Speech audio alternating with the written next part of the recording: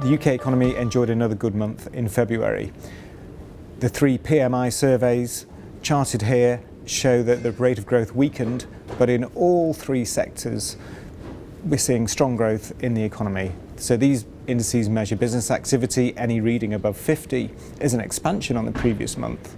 So we're seeing manufacturing, service, construction all growing at historically very strong rates.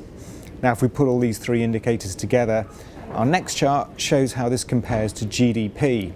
As I mentioned, the overall rate of decline has eased. This headline index has dipped to 58.6. That's down from 59.1 in January. But as we can see, it was at a near record level back in October. It's still signalling very strong growth rates. We're suggesting the economy perhaps grew at about 0.7% in the first quarter. Now that builds on expansions that we saw of similar rates throughout much of last year.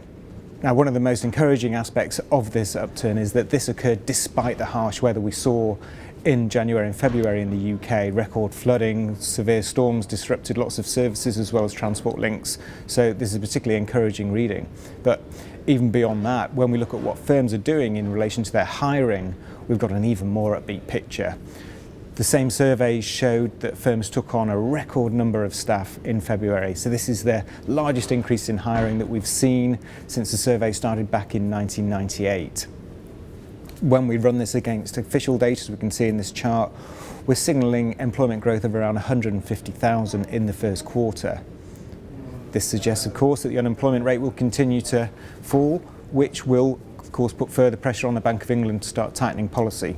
However, one of the things that the survey did show is that inflationary pressures are coming down. Sterling's recent appreciation is reducing the price of imported goods. That's going to help keep inflation down, giving the Bank of England more leeway to keep rates low for long.